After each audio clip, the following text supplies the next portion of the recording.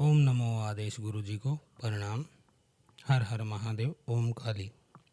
तो प्रेमी भक्तजनों, आज मैं आपको पूर्णमासी के दिन हनुमान जी की एक ऐसी अद्भुत, अकल्पनीय, शक्तिशाली साधना देने जा रहा हूँ जिसको आप अपने घर पे ही रहकर कर सकते हैं। बड़ी आसानी से आप इसको कर सकते हैं। अपनी श्रद्धा अनुसार आप हनुमान जी के चरणों में अपनी श्रद्धा सुमन चढ़ा सकते हैं। इस साधना में आप हनुमान जी से किसी एक कार्य के लिए बोल सकते हैं कि यह कार्य आप चाहते हैं कि हो जाए, और साधना में आप हनुमान जी से इस बारे में प्रार्थना करते हैं। तो इसमें हर चीज़ मैं आपको बताने वाला हूँ। एक एक चीज़ आपके काम की है। जो आज चूक गया समझो वो चूक ही गया, फिर उसे जीवन में कब क्या मिलेगा कुछ कह नहीं सकते हैं। तो इसमें हनुमान जी की जो पूर्णमासी के दिन साधना है, यह एक शुद्ध सात्विक साधना है। मैं पहले बता देना चाहता हूँ, इस दिन आपको प्याज, लहसुन, मांस, मीट, अंडा, शराब किसी भी फैमिली मेम्बर को यह नहीं करना है। जिस दिन यह साधना आप करने वाले हैं अपने घर में, तो यह आप कर सकते हैं। इसके लिए आपको करना क्या है मैं आपको बता देता हूँ। शुरू से लेके आखिर तक आपको गाइड करूँगा, बिल्कुल फ्री में गाइड करूँगा। जो भक्तजन कहते हैं कि गुरुजी हमारे पास तंत्र काट के लिए पैसे नहीं हैं, या फिर कोई गुरु नहीं है, या कोई बताने वाला नहीं है, जो अपने घर में नेगेटिविटी से परेशान है, कुछ राहत पाना चाहते हैं, थोड़ा बहुत चाहते हैं कि घर में कुछ पॉजिटिविटी आए, कुछ काम बने, कुछ धक्का लगे जीवन की गाड़ी को जो कि अटकी खड़ी है, तो इसमें क्या क्या सामग्री की ज़रूरत पड़ेगी पहले तो मैं वह बता देता हूँ आपको। आपको उस दिन क्या करना है, सुबह सुबह पूर्णमासी के दिन आपको सुबह सुबह उठना है 5 बजे, नहा धो लेना है, और आपको सामग्री की ज़रूरत पड़ेगी 1 कटोरी दूध, उसमें 2 बतासे डालने हैं आपको, 1 चमेली के तेल का दीपक रहेगा, 5 अगरबत्ती रहेंगी, 1 फल या मिठाई, इनमें से एक चीज़ ले लीजिए आप। 1 पीस ले जाइएगा, या तो कोई 1 फल ले जाइएगा आप लाल रंग का, ठीक है, या फिर कोई मिठाई ले सकते हैं आप। तो ये चीज़ें आपको चाहिएंगी। आपको सुबह नहा धो के अपने दैनिक कार्यक्रम से निवृत्त होने के पश्चात यह सामग्री लेके जाना है किसी भी हनुमान मंदिर में, राम मंदिर में, शिव मंदिर में, देवी के मंदिर में, कोई भी मंदिर जो आपके नज़दीक पड़ता है, आपको उस मंदिर में चले जाना है। वहाँ जाने के बाद आपको पीपल के पेड़ के पास चले जाना है। पीपल के पेड़ के पास जाते ही आप करेंगे दीपक जो है चमेली के तेल का, वह आप जागृत करेंगे, जलाएंगे। 5 अगरबत्ती है इकट्ठी एक जगह पर ही जलाकर गाड़ देंगे आप। जो कटोरी दूध में बतासा डाला है, आपने 2 बतासे डाले हैं, उस कटोरी दूध को आपको पीपल की जड़ों में सींच देना है। यह सब करने के पश्चात आपको यह बोलना है जो मैं अब बोल रहा हूँ, ध्यान से सुन लीजिएगा।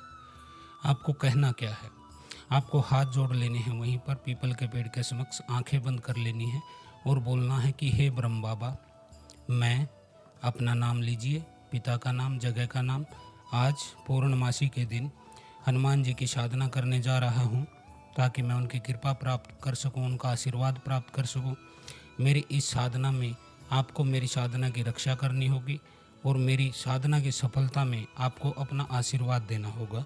मैं आपको निमंत्रण देने आया हूँ कि आप अंश के रूप में मेरे साथ मेरे घर चलिए और वहीं पे विराजमान रहिए, हमारी ज्योति के ऊपर विराजमान रहिए, और मेरी साधना की रक्षा कीजिए। मेरे जप की, मेरे तप की, मेरे हवन की, मेरे परिवार की, मेरे घर की आप रक्षा कीजिएगा। तो ऐसे आपको निमंत्रण देके ब्रह्म बाबा को अपने साथ अपने घर ले आना है। घर आने के पश्चात आपको जोत जला के प्रार्थना करनी है कि हे ब्रह्म बाबा, यह जोत अखंड जोत जलेगी आज पूरे पूर्णमासी के दिन, आप इस जोत पर विराजमान रहकर हमारी रक्षा कीजिए। इस तरह से आपको ब्रह्म बाबा को स्थापित कर दिया, ठीक है। अब आपको क्या करना है, आपको हनुमान जी की एक मूर्ति लानी है, प्यारी सी मूर्ति आपके पास होगी ही पहले से भी, नहीं हो तो ले आइएगा। उस मूर्ति को किसी साफ स्थान पर रखेंगे जहां आप पूजा करते हैं, पूजा का रूम है, या फिर जहां भी आप चाहें, जहां आपको सुटेबल लगे वहां कीजिए यह कार्रवाई। आपको वहां पे सफाई कर देनी है, चौकी लगा देनी है, उस पर लाल कपड़ा बिछा के वो मूर्ति रख देनी है। अब आपको चमेली के तेल का जो दीपक है वह अखंड जलेगा इस पूरे दिन, पूर्णमासी के दिन।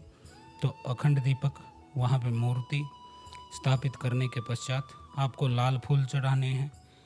आपका आसन लाल होना चाहिए, आपकी माला मूंगे की होनी चाहिए। मूंगे की न हो तो आप रुद्राक्ष की भी ले सकते हैं। एक नारियल, एक लाल चुनरी, उस चुनरी को नारियल को लपेटिए और वहाँ स्थापित कर दीजिए, चढ़ा दीजिए हनुमान जी की मूर्ति के सामने। सिंदूर का आपको तिलक करना है नारियल के ऊपर। चना और गुड़ प्रसाद के रूप में रखना है और एक गिलास जल में मीठा करके, उसको शक्कर से मीठा करके एक मीठे पानी का गिलास आपको साथ में रख लेना है अपनी पूजा स्थल पर ही। केले का आपको प्रसाद चढ़ा देना है, 1 दर्जन केला आप चढ़ा दीजिएगा। यह करने के पश्चात अब आपको मंत्र का जाप करना है। मंत्र मैं आपको दे देता हूँ। ओम ह्रीम हनुमंते रामदूताय फट स्वाहा। ओम ह्रीम हनुमंते रामदूताय फट स्वाहा। यह मंत्र रहेगा आपका शक्ति मंत्र। इस मंत्र का आपको जाप करना है पूरी 51 माला। 51 माला आपको जाप करनी है इस मंत्र की। मंत्र फिर से बता देता हूँ मैं। ओम ह्रीम हनुमंते रामदूताय फट स्वाहा, यह मंत्र है। ठीक है बेटा। अब आपको करना क्या है, सारी सामग्री हो गई। अब थोड़ा सा हाथ में जल ले लीजिए आप, दाएं हाथ में एक घूंट जल ले लीजिए। सादा जल हो वह चलेगा, गंगा जल हो तो वह चलेगा। तो एक घूंट हाथ में जल लीजिए दाएं में और आपको बोलना है कि हे पूर्ण परमात्मा, हे भगवान विष्णु, मैं अपना नाम, पिता का नाम, जगह का नाम, आज पूर्णमासी के दिन यह संकल्प करता हूँ कि हनुमान जी के ओम ह्रीम हनुमंते रामदूताय फट स्वाहा इस मंत्र का 51 माला जाप करूँगा। और इस जाप का 10% हिस्सा मैं अपने गुरु योगी आनंद जी को समर्पित करता हूँ। बाकी 90% हिस्सा मैं हनुमान जी को समर्पित करता हूँ। वह मुझ पर कृपा करें और मेरे जीवन में जो भी कठिनाइयाँ हैं उनको दूर करें। कोई नेगेटिविटी है, कोई काम में अड़चन है, जो भी कुछ हो आपका बोलिए ऐसा। नहीं तो जो मैं बोलता हूँ वह बोलिए, क्योंकि जैसा मैं बोलता हूँ वैसा बोलोगे तो आपको बहुत कुछ मिल जाएगा। आप अपनी तरफ से मांगोगे तो पता नहीं मिलेगा या नहीं मिलेगा, लेकिन जैसे मैं बोलता हूँ आपको बोलना है। मैं अपने 90% जाप का भाग हनुमान जी को समर्पित करता हूँ और उनसे प्रार्थना करता हूँ कि मेरी कोई मांग नहीं है, मैं कुछ मांग नहीं रहा हूँ, ना मैं डर में आपकी पूजा कर रहा हूँ। किसी भी तरह से मुझे कोई लोभ लालच नहीं है। मैं इस जाप का संपूर्ण फल आपको आपके चरणों में अर्पित करता हूँ। आपको जो ठीक लगे वह आप मेरे लिए करिए, सोचिए, कहिए। मेरी सिवाय की कोई मांग नहीं है। इस तरह से आपको बोलना है और जल को ज़मीन पर छोड़ देना है। यह आपका संकल्प हो गया। अब इसके बाद आप सीधा सीधा आसन पर बैठ जाइए। आसन पर बैठने के बाद आपको आसन मंत्र या रक्षा मंत्र, अगर आपके पास आसन मंत्र है, रक्षा मंत्र है, कोई भी मंत्र है इनमें से, तो उसको आप जाप कर लीजिएगा जितना आपको करना है। आसन मंत्र के बाद आपको सुरक्षा मंत्र की ज़रूरत नहीं पड़ेगी। सुरक्षा मंत्र है तो आसन मंत्र की ज़रूरत नहीं पड़ेगी। तो एक कोई भी आसन मंत्र आप जाप कर लीजिएगा। यदि आपके पास कोई भी आसन मंत्र नहीं है, कोई बताने वाला नहीं है, कोई गुरु नहीं है, कोई आपको सिखाने वाला नहीं है, आप बिल्कुल साधारण सरल स्वभाव के इंसान हैं, ज़्यादा जानते नहीं हैं, तो बेटा आपके लिए मैं एक रक्षा मंत्र दे देता हूँ। ओम परम परमात्मा मम शरीरे रक्षा कुरु कुरु स्वाहा। ओम परम परमात्मा मम शरीरे रक्षा कुरु कुरु स्वाहा। इस मंत्र को 51 बार जप कर आसन और अपने चारों तरफ जल छिड़किए थोड़ा सा और सीधा सीधा जाप के लिए तैयार हो जाइए। अब जाप में आपको बोलना है ओम ह्रीम हनुमंते रामदूताय फट स्वाहा। यह मंत्र रहेगा। 51 माला आपको एक बैठक में ही करनी है। और जाप हो जाने के बाद अब आपको क्या करना है, अब आपको एक छोटा सा हवन करना है। हवन में 551 आहुति आपको देनी है शक्ति मंत्र की। इसमें आपका शक्ति मंत्र है ओम ह्रीम हनुमंते रामदूताय फट स्वाहा। 551 आहुति इसकी देनी है। इसके अलावा ये हवन सामग्री से देनी है आहुति आपको। हवन सामग्री का पैकेट आता है 40 रुपये का, उसको ले आइए, उसमें घी मिलाइए और आहुति दे दीजिए अग्नि पर। इसके अलावा 108 लौंग और 108 मिश्री के दाने, खड़ी शक्कर के दाने 108, ये 2 चीज़ें रहेंगी। इनके दोनों के आपको आहुति देनी है ओम रीम राम मंत्र की। ओम रीम राम, ओम रीम राम, 108 इन दोनों की देनी है। एक बार बोलना है ओम रीम राम स्वाहा, एक लौंग छोड़ दी, ओम रीम राम स्वाहा, एक मिश्री छोड़ दी। इस तरह से इनकी आहुति आपको देनी है लौंग मिश्री की ओम रीम राम मंत्र पर। 108 लौंग, 108 मिश्री, ठीक है बेटा। इसके बाद हवन सामग्री की मैंने बता ही दी, 551 आहुति रहेंगी आपके शक्ति मंत्र की। ओम ह्रीम हनुमंते रामदूताय फट स्वाहा। तो यह हो गया हवन भी आपने अब कर दिया। हवन की जो सामग्री है, भस्म है, शांत होने के पश्चात जल प्रवाहित कर दीजिए। और जो एक मैंने मीठा जल का गिलास आपको रखने के लिए बोला था, अब उसका क्या करना है? उसका आपको यह करना है कि आपको 108 बार ओम ह्रीम हनुमंते रामदूताय फट स्वाहा यह मंत्र जप के उस पानी पर 3 फूंक मारनी है। और इस पानी को आप स्वयं भी पी सकते हैं, फैमिली में कोई बीमार है उसे भी पिला सकते हैं, या सबको बांटकर एक एक घूंट पानी सभी को, फैमिली मेम्बर्स को पिलाइए। घर में यदि कोई पशु है, कोई पालतू है, तो उसको भी ज़रूर पिलाइए। कोई भी जीव ऐसा न रहे घर में जिसको यह जल न मिले, क्योंकि आपके जाप की ऊर्जा है, जो हवन की ऊर्जा है, वह इस गिलास के रखे रहने के कारण उसका कुछ अंश इस पानी में चला जाता है, बाकी तो आपके भीतर जाता है। लेकिन जब आप जाप करते हैं तो कुछ अंश हमेशा पानी पकड़ता है जप की ऊर्जा को। इसलिए आपने देखा होगा कि ऋषि मुनि और अन्य लोग नदी किनारे, तालाब किनारे, नाभि तक जल में खड़े होकर, गर्दन तक जल में खड़े होकर जाप करते हैं। तो इसका क्या कारण है? इसका वैज्ञानिक कारण है कि जल जो होता है वह जाप की ऊर्जा को खींचता है, जैसे चुंबक लोहे को खींचता है। तो उस गिलास में आपकी जाप की ऊर्जा इकट्ठी हो जाती है, जिसको आप खुद पिए, अपने परिवार में बांट कर पिलाइए। यदि आप साधना मार्ग पर आगे जाते हैं, चाहते हैं कि आगे कोई दरबार लगाऊं, चौके लगाऊं, लोगों के कष्ट का नाश करूं, जन कल्याण के कार्य आदि करूं, तो उस जल को आप स्वयं पीजिए।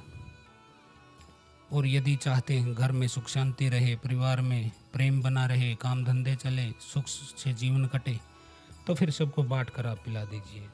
यह तो हो गया हवन सामग्री का। अब इसके बाद आपको क्या करना है? जो आपने पूजा में चढ़ाए थे नारियल, चुनरी, चना, गुड़ और केला, ये चीज़ें बच गई आपके प्रसाद में। इन चीज़ों को आपको किसी नदी में ले जाना है और नारियल जो है उसको प्रवाहित कर दीजिए। चना, गुड़ और केले, ये 3 चीज़ें आपको डालनी है कहीं बंदरों को, प्रसाद के रूप में किसी बंदरों को डालिए और उनको आप पूर्ण रूप से, पूर्ण प्रेम से यह प्रसाद खिलाइए। ठीक है बेटा, प्रसाद भी आपका हो गया। अब आपका क्या रह गया इसमें? पूर्णमासी को आपने कर लिया सब कुछ, साधना आपने कर ली, हनुमान जी को जो है आपने आहुति भी दे दी, जाप भी कर दिया, प्रसाद भी आपका बांट दिया, हवन सामग्री भी जल प्रवाहित कर दी। अब एक चीज़ और बच गई है जो तंत्र में सबसे महत्वपूर्ण है।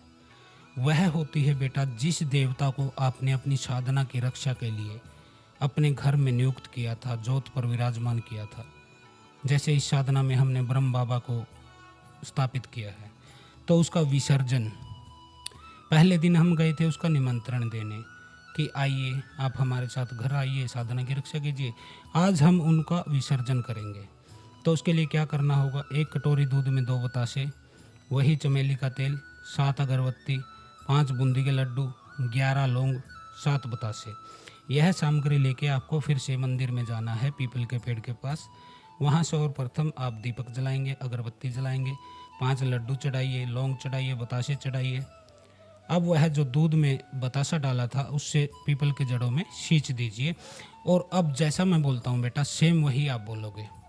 बोलना, हे ब्रह्म बाबा, आपकी सदा ही जय। मेरी साधना संपूर्ण हो चुकी है। आपका धन्यवाद, आपने मेरी साधना की रक्षा की, मेरे घर की रक्षा की, मेरे जप की ऊर्जा की रक्षा की, समस्त चीज़ों की आपने रक्षा की। तो यह आपका भोग, प्रसाद, धूप, दीप मैंने जला दिया। अब मैं आपका विसर्जन करता हूँ।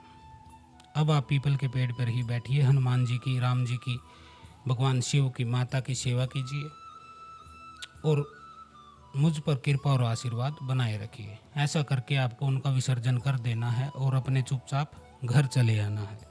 अब कई भक्तजन कहते हैं जो अलग अलग राज्यों के हैं, क्योंकि पूर्व में तो सभी जानते हैं ब्रह्म बाबा को, पूर्वांचल में सब जानते हैं, बिहार में सब जानते हैं, लेकिन कई राज्य ऐसे हैं, महाराष्ट्र है, गुजरात है, दिल्ली है, हरियाणा है, इस तरफ के, जिन्हें पता नहीं कि ब्रह्म बाबा कौन होते हैं। और आप अनेक साधनाओं में ब्रह्म बाबा के नाम का जो है उच्चारण करते हैं, उनकी महिमा का गुणगान करते हैं।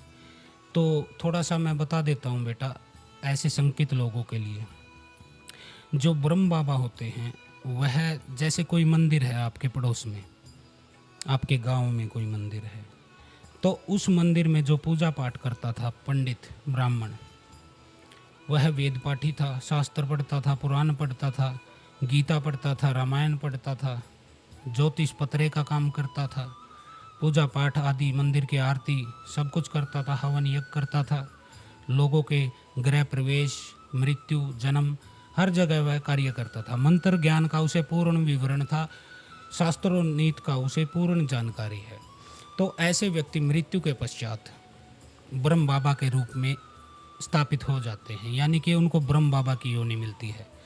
जैसे आपके घर में आपके पूर्वजन जो मरते हैं, पितरों की मिलती है, कोई बाबा, कोई सिद्ध, कोई साधु, कोई संत मरता है तो वह मसान योनि में चला जाता है।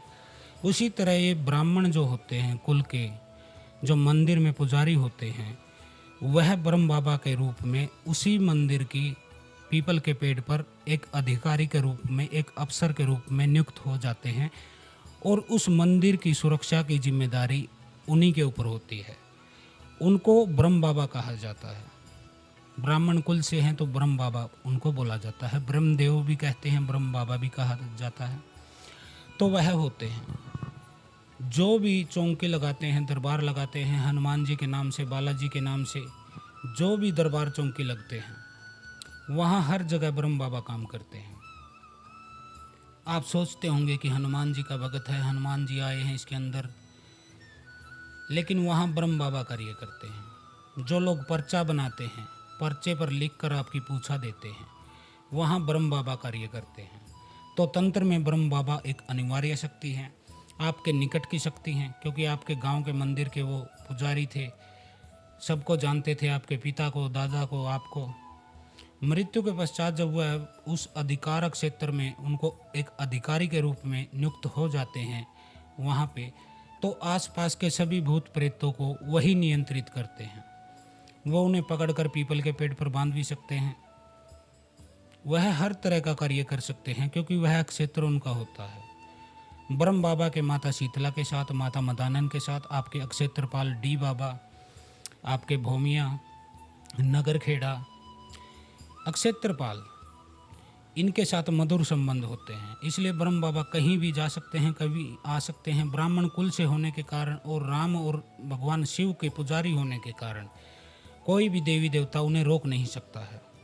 वह अपनी मर्जी से, अपनी गति से, मन की गति से वह यहाँ से वहाँ पहुँच जाते हैं। यहाँ के प्रेत को, भूत को, जिन को, मसान को, चुड़ैल को, डायन को, डाकनी, हाकनी, साकनी, लाकनी, बेताल, कोई जिन, कोई पीर, इनको पकड़ सकते हैं क्योंकि उन्हें मंत्र का ज्ञान भी पूरा होता है, ज्योतिष का ज्ञान भी होता है, सारी शास्त्रों का ज्ञान होता है और जीवन भर तक उन्होंने राम और हनुमान जी की, भगवान शिव की या माता की पूजा की है।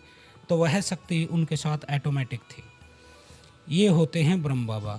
और जो शुद्ध सात्विक साधनाएं होती हैं, कोई भी शुद्ध सात्विक साधना मैं देता हूँ, अपने भक्तों को कराता हूँ, या फिर जो मेरे शिष्य हैं साधना के कार्य में लगे रहते हैं, जो पूजा पाठ, दरबार, चौकी आदि लगाकर जन कल्याण का कार्य करते हैं, उनको मैं साधना देता हूँ। उनको तंत्र मैंने सिखाया है, उनकी गद्दी लगवाई है, उनको भक्ति मार्ग में लाया हूँ, आध्यात्म मार्ग में लाया हूँ, तो सबको जब मैं साधना कराता हूँ, शुद्ध सात्विक साधना, तब ब्रह्म बाबा की ही नियुक्ति करने के लिए बोलता हूँ।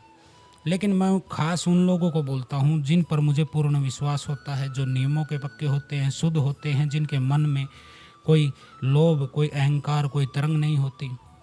उनके लिए मैं हमेशा ब्रह्म बाबा को ही उनकी साधना की रक्षा में नियुक्त करता हूँ।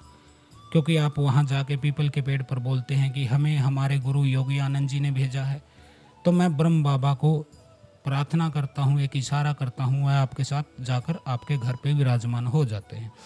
तो यह पूर्णमासी की साधना थी बेटा, इसको निश्चित ही आप करिए। संकल्प में आपका जो भी काम हो आप उसको जोड़ सकते हैं, नहीं तो ऐसा बोलिए कि हमें कुछ नहीं चाहिए, आपको जो ठीक लगे वह कहिए। तो आज के लिए इतना ही। हर हर महादेव। ओम काली। आदेश गुरु गोरखनाथ।